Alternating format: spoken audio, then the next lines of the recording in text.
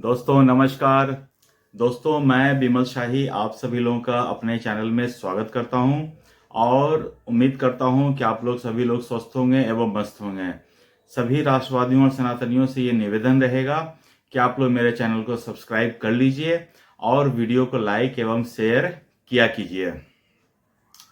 दोस्तों दिल्ली चुनाव प्रचार जब से स्टार्ट हो गया है, मतलब कि महाराष्ट्र चुनाव के खत्म होने के बाद ही दिल्ली चुनाव प्रचार में सरगर्मियां बढ़ गई हैं। मैं भी कितने दिन से वीडियो बना रहा हूं और वहां की जो मौजूदा सरकार है उसको एक्सपोज कर रहा हूं, लेकिन ये जो बीजेपी है वो ऐसा लगता है कि अजगर की तरह बैठे हुए हैं और वो हिलने का नाम नहीं ले रहे हैं। चुनाव में अब कुछ ही समय बचा हुआ है, मतलब कि मुझे लगता है कि जनवरी के फर्स्ट वीक में चुनाव आयोग जो है प्रेस कॉन्फ्रेंस करके चुनाव का ऐलान कर देगा। और दिल्ली में अब तक कि बीजेपी का क्या प्लान है वो किसी को नहीं मालूम है। बीजेपी एनडीए के साथ लड़ेगी एज ए होल या फिर वो अकेले जाएगी। 70 सीटों का समीकरण क्या होगा, किस किस लोगों को टिकट देगी, इस बार भी क्या सिर्फ बीजेपी अपने कैंडिडेट्स के ऊपर भरोसा करेगी या फिर बाहर से आए हुए पैरासूट कैंडिडेट्स पर भरोसा करेगी, कुछ भी फाइनलाइज नहीं हुआ है। और बीजेपी में टिकट बांटने का काम सिर्फ 2 लोगों के ही जिम्मे होता है, मतलब 3 लोग को मान लीजिए कि आप, एक अमित शाह, एक नरेंद्र मोदी और तीसरे जो दिल्ली के जो संगठन मंत्रालय के जो संगठन मंत्री होते हैं बीजेपी, उनके लोग ही टिकट बांटने का काम करते हैं। तो अभी तक ऐसा कोई भी सरगर्मी नहीं हुआ है कि बीजेपी कोई मीटिंग कर रही है या फिर कैंडिडेट्स को शॉर्टलिस्ट कर रहे हैं या फिर लोगों से मांगे जा रहे हैं। मीडिया में न्यूज़ कुछ भी नहीं है और अंदर क्या चल रहा है वो तो भगवान को भी नहीं पता होता है। खैर, तो मुझे जो जानकारी मिल रही है कि महाराष्ट्र और हरियाणा की तरह इस बार दिल्ली में बीजेपी की नैया पार लगाने के लिए आरएसएस ने तैयारी कर ली है। जी हाँ दोस्तों, जिस तरह महाराष्ट्र में आरएसएस ने ग्राउंड लेवल पर काम किया था, बीजेपी के लिए पिच तैयार करके दे दी थी, हरियाणा में भी सेम काम हुआ था आरएसएस की तरफ से। वहाँ पर आरएसएस ने छोटे छोटे समूह बनाकर सभाएं करके पर्सनल लेवल पर लोगों से जाकर मिलकर और बीजेपी के लिए वोट का व्यवस्था किया था। सेम हुआ था महाराष्ट्र में भी आरएसएस ने छोटे छोटे ग्रुप्स बनाकर नुक्कड़ सभाएं करके लोगों से मिलकर वहां पर भी बीजेपी के पक्ष में माहौल बनाया था और नतीजा आपने देखा कि दोनों स्टेट में बीजेपी पूर्ण बहुमत के साथ इलेक्शन जीत गई। तो ऐसा ही कुछ खबर आया है दिल्ली के लिए। वहां के आरएसएस के जो पदाधिकारी हैं उन्होंने ये फैसला किया है कि इस बार बीजेपी के लिए भी वो पिच तैयार करके देंगे और जिस तरह महाराष्ट्र में उन्होंने लोगों को जाकर घर घर जाकर लोगों को कन्विंस किया और सभाएं की, छोटी छोटी सभाएं की, मोहल्ले में जाकर सभाएं की, तो इस तरह से आरएसएस पूरा प्लान बीजेपी के लिए बना चुका है। जब वो प्लान एग्जीक्यूट करेंगे तो इससे बीजेपी के कैंपेन से और आरएसएस के कैंपेन का कोई लेना देना नहीं है। आरएसएस अपने हिसाब से करती है काम, उसमें बीजेपी का कोई रोल नहीं होता है। और बीजेपी जब अपना चुनाव प्रचार स्टार्ट करेगी तो उसमें आरएसएस फिर दखल नहीं देता है। ये दोनों संगठनों में एक नोन फैक्ट है, एक दूसरे में वो इंटरफेयर नहीं करते हैं। तो इस तरह मुझे लगता है बीजेपी की नैया इस बार के चुनाव में पार हो सकती है। तो क्या इससे पहले वाले चुनाव में आरएसएस नहीं थे क्या? इससे पहले वाले भी चुनाव में आरएसएस होंगे और पता नहीं इतने एक्टिव थे या नहीं थे, मालूम नहीं। लेकिन इस बार के चुनाव में मुझे लगता है कि आरएसएस ने अपने जो उनकी जो शैली है उनका रिजल्ट वो भी रिसेंटली देखे हैं, तो उन्हें लगता है कि उनकी इस शैली से कुछ आउटपुट आ सकता है।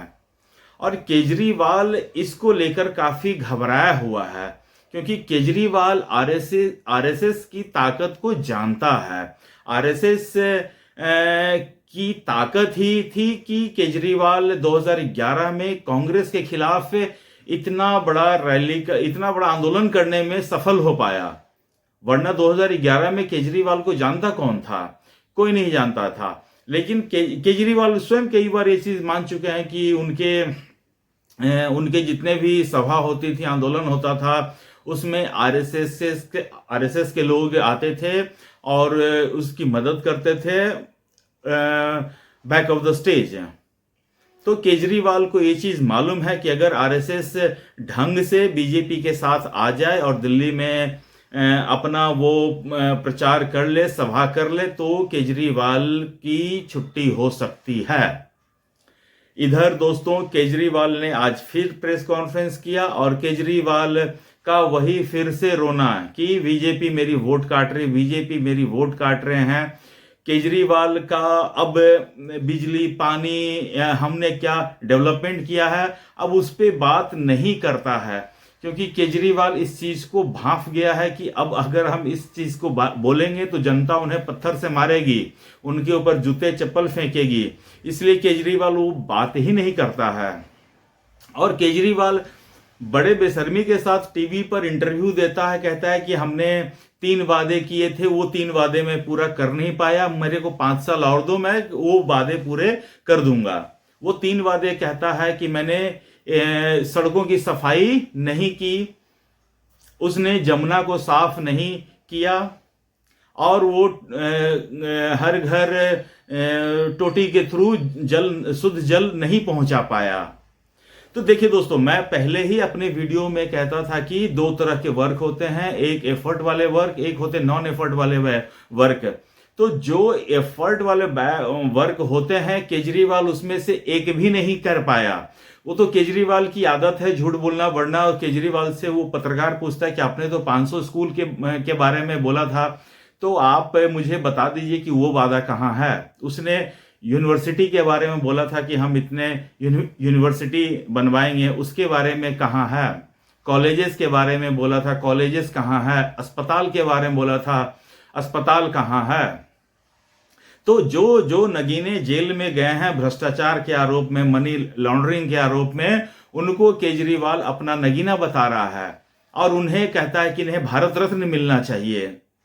तो ऐसे ऐसे रत्नों के सहारे दिल्ली में केजरीवाल फिर से चुनाव जीतना चाहता है और फिर से वही स्थिति में दिल्ली वासियों को ले आना चाहता है। तो मुझे तो लगता है कि बीजेपी को थोड़ा सा निद्रा से उठना चाहिए। मुझे बीजेपी में अभी सिर्फ प्रवेश वर्मा ऐसे हैं जो थोड़ा सा फाइट करते हुए दिख रहे हैं। अदरवाइज कोई भी नेता मतलब कि उतना ज्यादा केजरीवाल के ऊपर अटैक नहीं कर रहा है। केजरीवाल को तो अटैक आगे से होना चाहिए, पीछे से होना चाहिए, दाएं से होना चाहिए, बाएं से होना चाहिए। और कांग्रेस से और बीजेपी से तो ज्यादा अटैकिंग मोड में कांग्रेस है। बीजेपी इस मामले में मुझे लग रहा है काफी ढिलाई बरत रही है। इसके 2 रीजन हो सकते हैं, या तो बीजेपी आश्वस्त है कि वो चुनाव जीत जाएगी, या फिर बीजेपी दिल्ली में चुनाव जीतना ही नहीं चाहती है। ये 2 रीजन हैं। दिल्ली की जनता मन बनाए हुए है कि इस बार केजरीवाल को नहीं जिताना है। दिल्ली की जनता के जो कुछ एक वीडियोस में देखता हूं, फुटेजेस में देखता हूं, तो उसमें लगता है कि दिल्ली की जनता इस बार मन बना चुकी है कि इस बार केजरीवाल को नहीं। कुछ एक हैं जो केजरीवाल के फ्री के चक्कर में अभी भी पड़े हुए हैं। लेकिन मैं एक चीज और पूछना चाहता हूं कि केजरीवाल उनको फ्री में दे रहा है, तो क्या फ्री में जितने भी लोगों को फायदा मिला है, तो उनमें से एक भी आदमी का मुझे ये दिखाइए कि हाँ उन्होंने फ्री का जो पैसा बचा तो उसका कुछ उन्होंने फायदा उठाया है। वो कुछ फायदा नहीं उठाया है। जिसको फ्री में मिला है वो पहले भी जिस कंडीशन में रह रहा है आज भी उसी कंडीशन में रह रहा होगा। तो फिर फायदा कहां पहुंचा? तो इससे तो अच्छा है कि आप लोगों के हाथ मजबूत करो ताकि वो खुद से कमा सके और अपना जीवन यापन ढंग से बिता सके। तो दोस्तों आज के लिए मुझे इतना ही अपडेट देना था। आप लोग अपना ख्याल रखिए, स्वस्थ रहिए, मस्त रहिए। तब तक के लिए नमस्कार, बाय।